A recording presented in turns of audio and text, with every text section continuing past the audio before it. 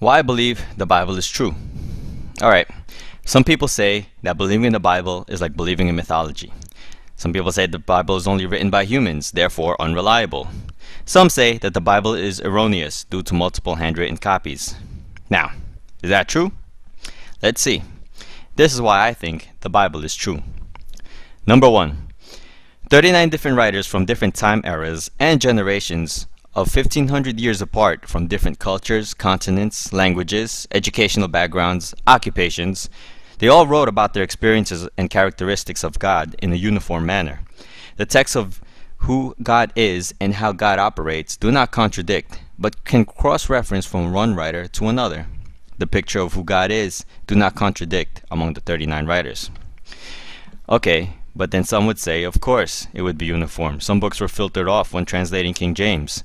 Well, you can filter off all of them and have only 2 to 3 writers and their testimonies about experiencing God, and any cross-referential commonality between at least 2 writers would judicially be considered a valid account.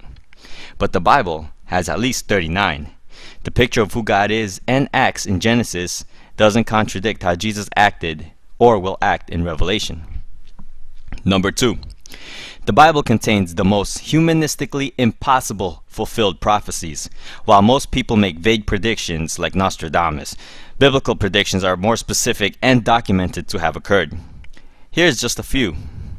A. The birthplace of Jesus. It was written in 700 BC that Jesus would be born in Bethlehem.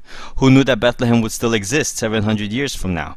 Who knew if New York or Tokyo would still be around 700 years from today? B. Jesus would come from Egypt as predicted in 700 BC by Hosea. C. In 500 BC, it was predicted that Jesus would be betrayed for 30 pieces of silver. D. In 1410 BC, it was predicted that Jesus' clothes would be gambled for. In around 700 BC, also by Isaiah, it was predicted that Jesus would be whipped and beaten. F. In around 1410, it was predicted that Jesus would be pierced through. G. Also in around 1410, through the Psalms, the Messiah would not have any broken bones. H. After death, he would be buried in a rich man's grave, also predicted in 700 BC. See, Jesus actually fulfilled more than 48 prophecies. The chances of filling just 8 of those prophecies, such as those mentioned above, by any human would be 10 to the 17th power.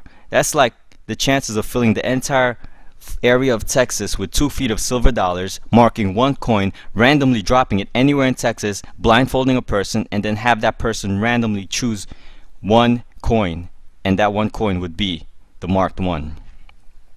If Jesus was faking the prophecies, would he have the power to manipulate where he was born, events of his life, or where he would die?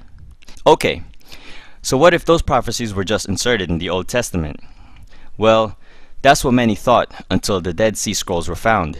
In the scrolls were the writings of the Old Testament, verifying today's versions are well preserved. How did they know they were not manipulated? Within those scrolls were coins, currency dating 100 years before Christ.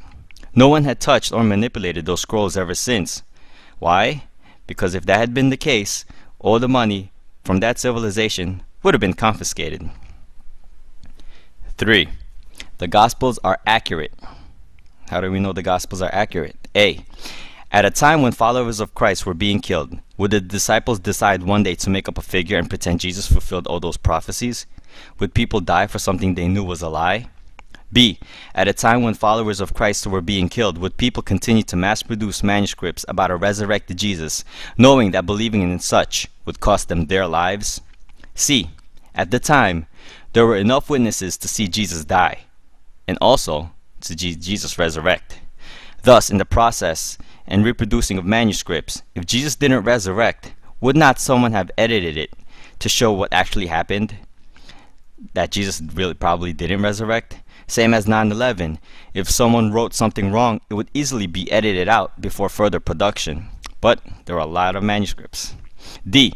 Even though a variety of people have recorded different aspects of an event, it doesn't nullify that the events didn't happen. Just because people have different accounts of what happened to them during 9/11 doesn't mean 9/11 didn't occur. Just because people have different accounts of what happened when Jesus lived, died, and resurrected doesn't mean they didn't occur. Remember, the commonality among multitudes of accounts verify that the details of a certain event is real. E. If the disciples made up the Gospels, they could have easily used more popular names such as Peter, Mary, or Andrew, but instead they chose a tax collector and a fisherman. F. While the manuscripts in our history books, such as the Gallic Wars, Pliny's Natural History, Plato, Tacitus's Annals, are all based on only 7 to 20 manuscripts, and the earliest we find are dated 1,000 years after the event's occurrence, the Bible's events are based on 50,000 plus manuscripts, and the earliest dating is only 50 years after the events of the Gospels. The book of John is found in Egypt.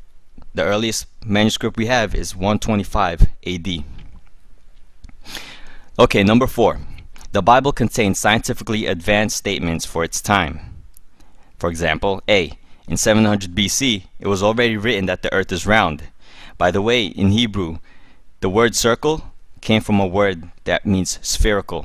The word sphere didn't exist in 1612. B. In 2000 BC, it was already written that the earth hangs on nothing and sits on nothing, while some people believed Atlas or an elephant carried the earth. C. In 600 BC, Jeremiah already wrote that the stars are innumerable. Ancient scientists such as Hipparchus and Kepler thought that the stars could not be numbered. Not until a telescope was invented was the Bible proven correct. D. In 2000 BC, someone had already recorded there are underwater springs. How would anybody have known that? C.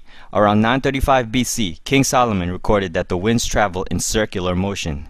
How would he have known that without meteorologists' analysis on TV? F. In around 1405, Joshua records destroying a thick wall through a scientific property called resonance. How did Joshua or the writer know that constant resonance, the same resonance that Paul Linings discovered in 1928 that collapses a bridge, would cause a thick city wall to come down? And not only that, how would Joshua or the writer know that sound oscillations are so powerful enough that it can cause massive destruction, just like subwoofers? So, do you really think humans back then made up these scientific facts?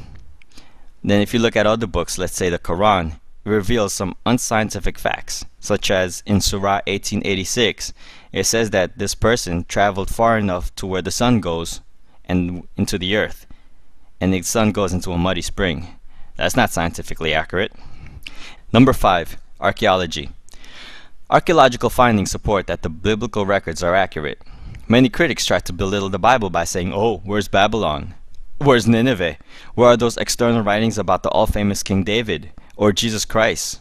Or anybody ever said Jesus Christ is God outside of the Bible?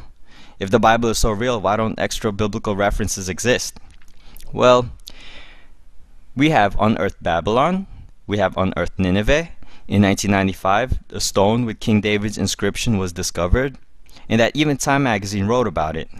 In December 2005, a church was unearthed in Megiddo that had on it described a dedication which says, "Akeptis, the devout, dedicated the table of God, Jesus Christ, as a memorial," which you can find more information about on foxnews.com. And also, a famous archaeologist, Dr. Nelson Gluck, he said, "It may be stated categorically that no archaeological discovery has ever controverted a biblical reference. Scores of archaeological findings have made it which confirm in clear outline or in exact detail. Proper evaluation led to amazing discoveries." See, the Bible's accuracy is so well trusted by many archaeologists that it even has been used as a map to make many more discoveries. Okay, so in conclusion, what other book, religious book, mythology book, contains all these attributes? See, this is why the Bible is not just a book or collection of books. It was written and inspired by a higher being. Like all things, there is a purpose. While all religions tell you to earn your righteousness with a checklist of do's and don'ts, the Bible teaches that you can never complete the checklist to solve your problem of sin. Thus, a Savior had to come down to save us. The Old Testament testifies of man's wickedness. The New Testament testifies of a risen Savior and a forgiving God. Thank you.